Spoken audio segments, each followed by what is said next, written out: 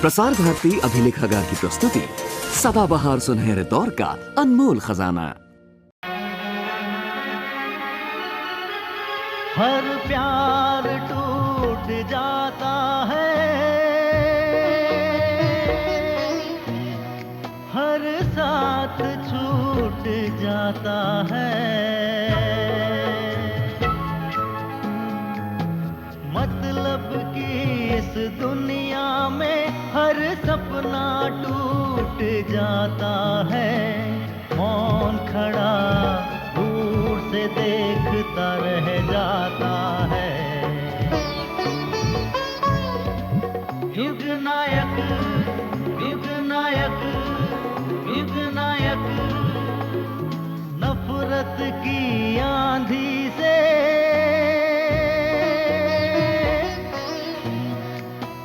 प्यार का हर घोंसला बन के टूट जाता है। मन का हर एक आशियां कभी तो मौन तोड़ेगा, जुबां कभी तो खोलेगा। युग नायक, युग नायक, युग नायक, युग नायक, युग नायक, युग नायक।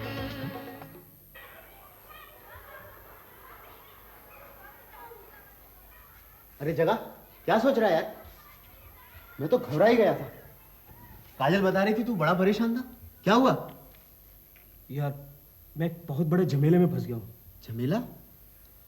वो मैंने तुझे एक लड़की के बारे में बताया था ना। हाँ हाँ। आज हम दोनों शादी कर रहे हैं। दोपहर में रजिस्ट्री है और देख तुझे गवाही देनी है। मतलब कि तू उस लड़की से शादी कर रहा है?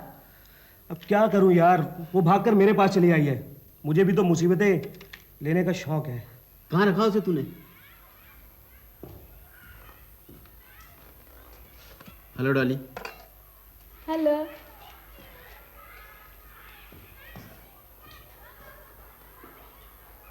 यार बता ना, कहाँ रखा तूने उसे? वो बादल भैया के घर, वो अपने टैक्सी वाले हैं ना। मतलब कि तेरा तो बैंड बज गया बेटा। यार देख, ये मस्करी वगैरह छोड़ और वक्त से ना रजिस्ट्रार के ऑफिस में पहुंच जाना। कहाँ है ये? सियालदे में पूछेगा तो सब मालूम चलेगा। कितने बजे पहुंचना है? 2 बजे। 2 बजे? यार ठीक है, मैं कोशिश करता हूँ। अरे कोशिश वोशिश कुछ नहीं यार, अगर तू नहीं आएगा ना तो मैं बड़ी मुसीबत में फंस जाऊंगा। यार तू ऐसे क्यों बात कर रहा है? बड़ी घबराहट लग रही है सत्यन। क्यों? किस लिए? पता नहीं ठीक कर रहा हूँ या फिर गलत। जगह, अगर वो लड़की ठीक निकली ना तो तेरी लाइफ बन जाएगी, समझा? क्या पता यार, लेकिन देख सत्यन, तू वक्त से पहुंच जरूर जाना यार। अरे बोला ना पहुंच जाऊंगा। चलो, हॉस्टल से तो पीछा छूटा, रहने को अच्छा घर तो मिला। हाँ। अच्छा महीन, तुम तो बोल रहे थे कि कलकत्ता आने पर मेरी तबीयत और खराब होगी। देखा, खराब नहीं हुई ना? लगता है तुमने तो अपना वजन बढ़ा लिया है। You have put on your weight. हाँ, मेरा वजन बढ़ा है। अब हाल ही में मैंने अपना वजन लिया था। उसका टिकट देखोगे? लेकिन तुम्हारा तो पहले का वजन मुझे मालूम नहीं। पूरा 2 kg बढ़ा है। Very good. अब बताओ कैसे? ये तो कलकत्ता के पानी का असर है। अरे छोड़ो ना, ऐसा होता तो कलकत्ता का कोई आदमी दुबला ना होता। मुझे तो यहाँ आधे लोग दुबले नजर आते हैं। तो इसका अब क्या कारण हो सकता है? इंसान को जब मन चाहा वातावरण मिल जाए, वह सुख मिल जाए जिसकी वो तलाश कर रहा हो, तो उससे जो आनंद मिलता है वही आनंद उस पर एक जादू सा असर करता है। तुम किस वातावरण, किस सुख और आनंद की बात कर रही हो, ये मैं नहीं जान पाया। वो तो मेरा मन ही जानता है। मुझे यहाँ कितना अच्छा लग रहा है। कृष्ण पद के साथ मेरे जीवन में जो कुछ बरस बीते हैं वो तुम समझ नहीं पाओगे। तुम औरत नहीं हो ना, मेरे मन का क्या हाल था। मैं जैसे अंदर ही अंदर मर रही थी। कलकत्ता आकर मैं जैसे फिर से जी गई। हाँ भाई, जीना तो चाहिए। माचिस? 1 मिनट।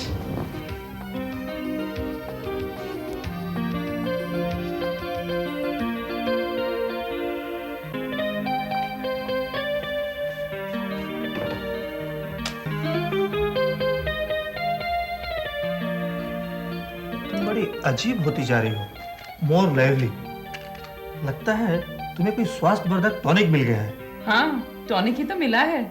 मैं उस टॉनिक का नाम जान सकता हूँ? वो तुम हो? मैं टॉनिक नहीं हो सकता, बाय नो मीन्स। लगता है तुम एक रिलीफ एंजॉय कर रही हो, I mean freedom. Am I right?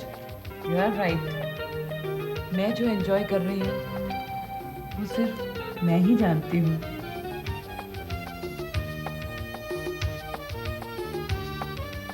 Sulekha, तुम बच्ची नहीं हो, मैं भी बच्चा नहीं हूं। तुम मेरी अच्छी दोस्त हो। प्लीज मुझे दूसरे रूप में मत लेना।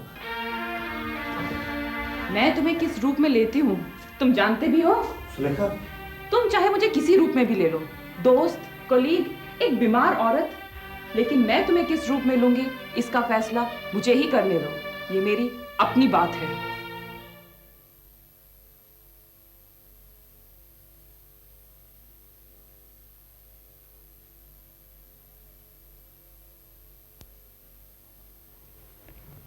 अरे भैया, इतनी जल्दी लौटे? जगन में क्या काम से गए थे ना? हाँ रे, हो गया काम? क्या खाक काम होता। ये जगन में है ना, बिल्कुल पागल है। क्यों? मालूम है, आज उसकी शादी थी। शादी? जगन में की शादी तो हो गई? अरे कहाँ, एन वक्त पर लड़की कोर्ट में जाकर मुकर गई। ओह, कोर्ट मैरिज थी? प्रेम विवाह था क्या? अरे काहे का प्रेम प्रेम, उस लड़की के माँ बाप शायद उसकी शादी किसी और से करना चाहते थे जो उसे पसंद नहीं था। शायद जगन में को पहले से जानती थी। उसने सोचा होगा कि उस लड़के से शादी करने की बजाय जगन में से शादी कर ले तो ठीक होगा, बस फांस लिया उसे। अब जगन में तो भावुक है ना, देखा नहीं है मेरी नौकरी के लिए किस तरह से भागदौड़ कर रहा है। उसकी भी मदद करने को तैयार हो गए जनाब। लेकिन कोर्ट में आकर बदल क्यों गई? शायद लड़की के माँ बाप ने कोई धमकी दी हो या फिर लालच। यानी वो उसे प्यार नहीं करती थी? अरे काहे का प्यार, जो कुछ था वो स्वार्थ था। प्यार कोई चीज नहीं है काजल, जो कुछ है वो स्वार्थ है। अरे हाँ, तेरे उस आर्टिस्ट का क्या हुआ? बहुत दिनों से कुछ खबर ही नहीं मिली। कुछ प्रोग्रेस हुई या नहीं? अब तुमने पूछ ही लिया है तो मैं बता दूं कि हम दोनों के बीच कुछ सीरियस नहीं था, कम से कम मेरी तरफ से तो नहीं। लेकिन तू उसे पसंद तो करती थी ना, मिलने भी जाया करती थी अक्सर। हाँ, वो मुझे पसंद था, उससे मिलना भी अच्छा लगता था। वो औरों से थोड़ा हटकर था, एक अच्छा कलाकार था। उससे ज्यादा मुझे उसकी कला पसंद थी। लेकिन अब सब खत्म हो गया है। खत्म हो गया? किसकी तरफ से? मेरी तरफ से। मैं समझ गया, अगर तेरी तरफ से हुआ है ना तो वो भी स्वार्थी निकला होगा, औरों की तरह मतलबी, है ना? मैंने कहा ना काजल, प्यार व्यार कुछ नहीं होता, जो होता है स्वार्थ होता है, सिर्फ स्वार्थ।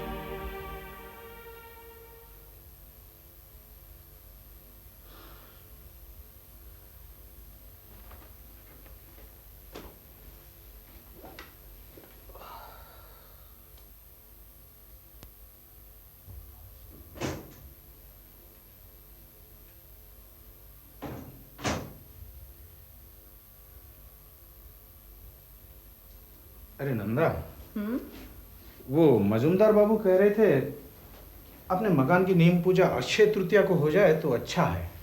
अक्षय तृतीया तो नजदीक ही है ना? हाँ, सामने ही, अगले हफ्ते।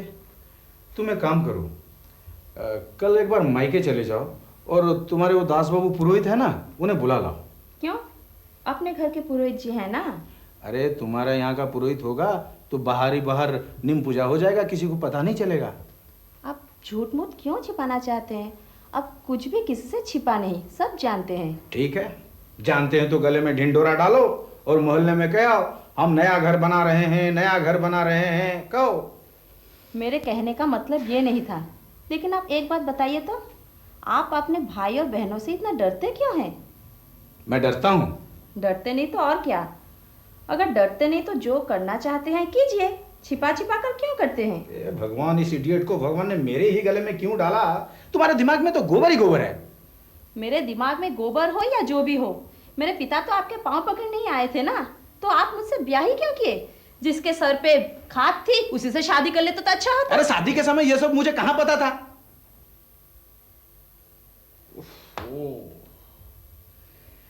सुनो सुनो, फालतू बातें छोड़ो, जो मैं कह रहा हूं सुनो। कल जाओ और पुरोहित को बुला लाओ। नहीं। नहीं क्यों? क्योंकि आपका मकान है, आप ही पुरोहित का इंतजाम कीजिए। मेरे घर वाले को क्यों इसमें घसीटते हैं? अरे वाह, इतने सालों से तुम्हारा मायका जो उलझा हुआ था, इसका क्या? झूठ मत बोलिए, मेरे मायके के लोग कभी भी आपके 3-5 में नहीं रहे। नहीं रहेगा क्या मतलब? बड़े भाई लोग थे, माँ थी, सारे मायके वाले थे, लेकिन वो हरदम यही चाहते थे ना कि मैं तुम्हारे भविष्य का कुछ इंतजाम कर जाऊं। ओह, तो आप ये मकान मेरे भविष्य के लिए बनवा रहे हैं? आप ऐसे हैं? नहीं, अपने भविष्य के लिए बना रहा हूं। स्वर्ग जाते वक्त वो मकान सिर पर लेके जाऊंगा। ओह, तो क्या मैं सिर पे लेके जाऊंगी?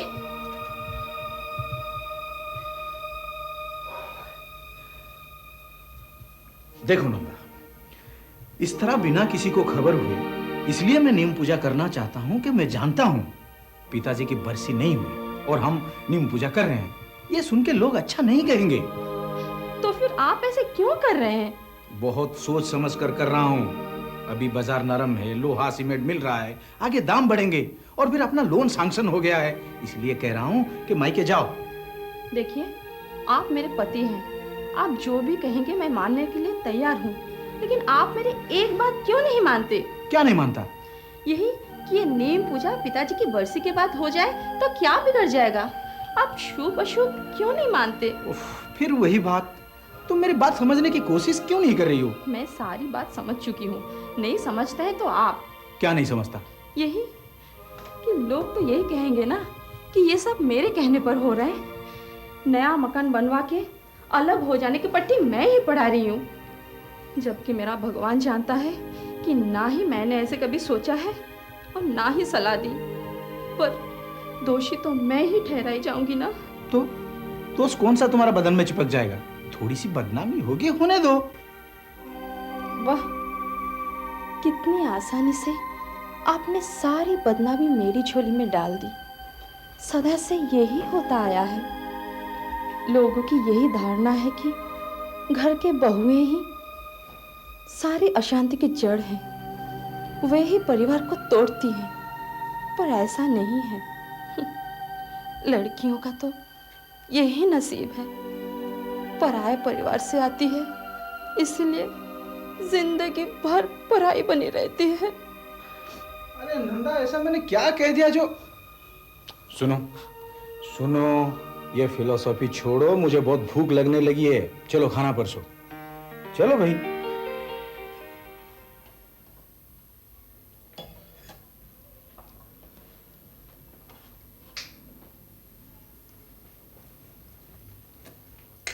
नहीं भाभी, बस थोड़ा सा। सतीन, तुम भाभी मेरा तो पेट भर गया। आज भी शरद कैफे से खा के आए क्या? भाभी सचमुच पेट भर चुका है। भाभी मेरा भी खाना लगाओ। हाँ, तुम भी खा लो। और सब ठीक चल रहा है? हाँ भैया।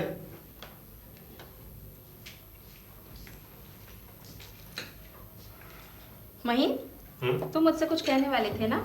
हाँ भाभी। तुम लोग खाना हो गया? हाँ भैया। हाँ भाई, लो भैया।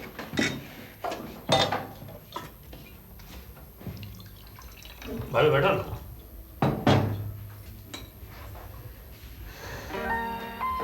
कहो। भाभी, आपसे मैं जो बातें कहने जा रहा हूँ उसके 2 कारण हैं। पहला ये कि मैं कोई दाव पेच नहीं जानता, जो कहता हूँ सीधा कहता हूँ, और दूसरी बात यह है कि मैं आज भी आपकी कदर करता हूँ। तुम मेरी कदर करते हो? सारा दिन जले पर नमक छिड़कते रहते हो।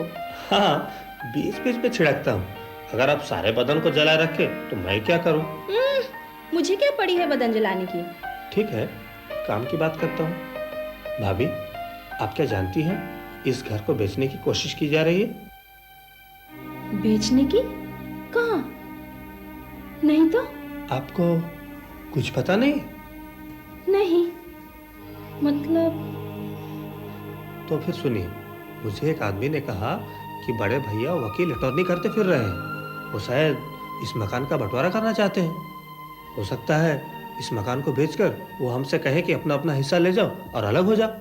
नहीं, मुझे सचमुच इसका पता नहीं, लेकिन इस मकान को वो क्यों बेचना चाहेंगे ये मैं समझ नहीं पा रही हूँ। मैं भी ये बात समझ नहीं पा रहा हूँ, लेकिन अगर ये बात सच है तो आप बड़े भैया से कहिए, वो हम लोगों से एक बार बात कर लें। मुझे लगता है कि तुम कोई उड़ती हुई बात सुनकर आए हो सकता है, मगर बड़े भैया जो लेक टाउन में मकान बना रहे हैं वो तो उड़ती बात नहीं है ना। ये तो तुम्हारे बड़े भैया की इच्छा है, इसीलिए उनको रुपयों की जरूरत है, क्योंकि ईंट और मिट्टी से मकान नहीं बनता। ये तो वो जानते हैं, इसलिए ऑफिस से कर्ज ले रहे हैं। देखिए भाभी, मुझसे जिसने कहा है वो ऐसा वैसा आदमी नहीं है। आप एक बार भैया से मकान के बारे में पूछ क्यों नहीं लेते? अरे भाई, ये मकान की बातें तुम भाई भाई में हो जाए तो अच्छा है। मुझे बीच में रखकर लड़ाई करने से क्या फायदा? मेरे कहने से यहाँ कुछ नहीं होता। तुम सब अपने अपनी मर्जी से चलते हो, फिर मुझे क्या बीच में घसीटते हो? मैं आपको घसीट नहीं रहा हूँ, मैं आपसे ये कह रहा हूँ कि पिताजी को गुजरे हुए अभी कुछ ही दिन हुए हैं। इतने जल्दी ये सब करने की क्या जरूरत है? धीरे धीरे तो सब कुछ हो सकता था। हाँ भाई, परिवार में सारा दोष अब तो हमारा ही है ना। लेकिन एक बात याद रखो वहीं, ताली एक हाथ से नहीं बचती। तुम्हारे बड़े भैया चाहे जो कुछ भी हो, आज तक इस परिवार की सारी जिम्मेदारियां ठीक तरह से निभाते आ रहे हैं। लेकिन तुम लोगों ने क्या किया? तुमने इस घर के लिए क्या किया? पिताजी के लिए कुछ किया? बड़े भाई साहब के लिए कुछ किया? सतीन और काजल के लिए तुमने कुछ किया? बताओ। मैं मानता हूँ कि मैंने कुछ नहीं किया, लेकिन आप भैया से एक बात कह दीजिएगा, जब तक काजल की शादी नहीं हो जाती इस घर की एक भी ईंट बेची नहीं जाएगी। हाँ, सो रही है भाभी। ओ भाभी, उठो ना। अरे माया, तुम कब आई? बैठो। सारा घर खुला छोड़कर सो रही हो भाभी? नहीं भाई, अभी अभी आंख लगी थी। घर का सारा काम निपटाकर जरा कमर सीधी करने के लिए लेटी तो आंख लग गई। हाँ भाई, तुम लोग ही चैन की नींद सो सकते हो, सबकी नसीब में कहाँ। क्या बात है माया, आज तेवर कुछ बदले हुए नजर आ रहे? हाँ, आज मैं झगड़ा करने आई हूँ। तुम लोगों ने तो आंखें ही मूंद ली है। अरे तुम कुछ बताओगी या? अरे काजल की शादी करनी है या नहीं? क्या मतलब? अरे कितने दिन हो गए ये बता कर गए थे कि एक डॉक्टर लड़का है, लेकिन तुम लोग तो चुप्पी ही साध गए। फिर तो तुम जानती हो माया, पिताजी की मृत्यु के बाद कुछ सूझा ही नहीं। अरे भाई, इसीलिए तो हम भी चुप थे, लेकिन उस बात को भी 4 महीने हो गए। हाँ, इसके बाद इन्हें कुछ फुर्सत ही नहीं मिली, कुछ और काम निकल आए। वो तो मैं सुन ही चुकी हूँ, इसीलिए मैं काजल को लेने आई हूँ। काजल को?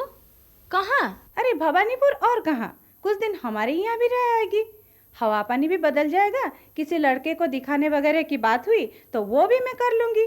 फिर कुछ तय होने जैसी बात हुई तो तुम लोगों को बुलवा लूंगी, तुम लोग आकर सब तय कर लेना।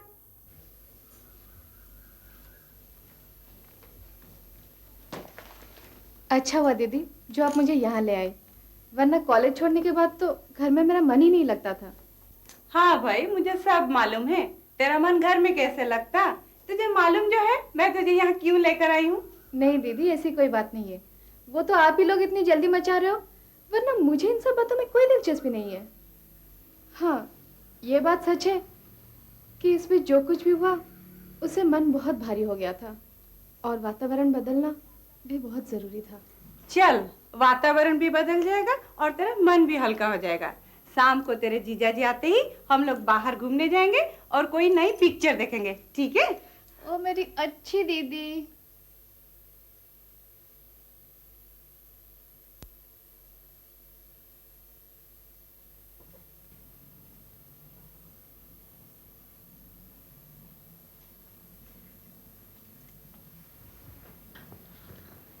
कल रात आप देर से आए थे इसलिए बता नहीं सकी। कल माया आई थी और अपने साथ काजल को भी ले गई। अपने साथ ले गई? हाँ। मतलब काजल अभी भवानीपुर में? हाँ। लेकिन ये अचानक? अचानक क्यों? बहुत सोच समझ कर ही आई थी। मुझे बहुत कुछ सुना गई। कौन, माया सुना गई? हाँ। क्या कह रही थी? उलाहना दे रही थी कि हमें काजल की कोई चिंता ही नहीं है, हम उसकी शादी के बारे में कुछ सोचते ही नहीं है। और वो डॉक्टर लड़के के बारे में कह रही थी कि उसके बाद हमने कुछ किया ही नहीं। क्यों, तुमने कहा नहीं कि पिताजी की मृत्यु के बाद शादी ब्याह का ख्याल आ सकता है क्या? मैंने कहा था, पर वो बोली कि उसके बाद भी 4 महीने हो चुके। उसका तो दिमाग खराब हो गया है। पैसे तो पेड़ में लगे हैं, तोड़ लो। एक तो ये मकान बनाने की झंझट, उस पर ये शादी ब्याह का खर्च। मुझसे नहीं होगा। और क्या कह रही थी? कह रही थी कि काजल को कुछ दिनों के लिए अपने पास ही रखेंगी और इसके बीच अगर कोई संबंध मिला तो हमें खबर कर देंगी। ठीक है, तब की तब देखी जाएगी। इसलिए तो मैंने ज्यादा विरोध नहीं किया। कम से कम एक जिम्मेदारी से तो हम मुक्त हो गए ना। नहीं नंदा नहीं, माया की मर्जी से किया तो लेने के देने पड़ जाएंगे। उसकी निगाहें तो पिताजी के रुपए ऊपर है ना। वो तो यही चाहेगी कि वो सब काजल की शादी पे खर्च हो। पर वो संबंध देखेगी तो अपनी मर्जी से ही करेंगी ना। उसकी मर्जी चलने दे तब ना। क्या मतलब? संबंध पक्का करने जाना या ना जाना हमारे हाथ में है। तुम उसकी चिंता मत करो। मगर काजल की शादी की चिंता तो हमें करनी ही होगी। तुम क्या समझती हो? काजल की शादी की चिंता मुझे नहीं है।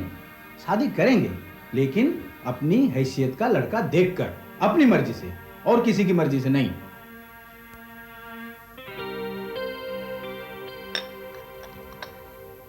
सुलेखा, मैं नौकरी छोड़ रहा हूँ।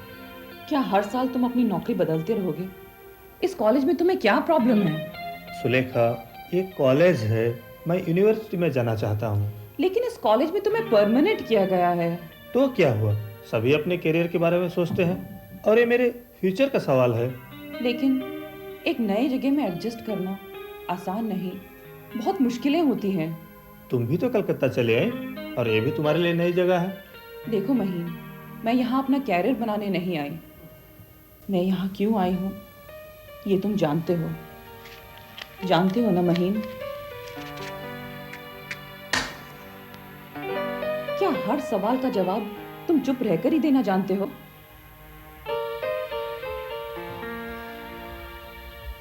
तो फिर कहो, क्या चाहती हो मुझसे? यही कि तुम ये क्यों नहीं स्वीकार कर लेते कि मेरे लिए वहां रहना मुश्किल था, इसीलिए चली आई कि तुम यहाँ थे। तो मैंने कब इनकार किया? मेरे यहाँ आते ही अपने कैरियर के बहाने मुझसे दूर चले जाने की कोशिश का अर्थ इनकार ही तो है। खैर छोड़ो, ये मेरी अपनी समस्या है। अरे काजल, तू कब आई? शाम को।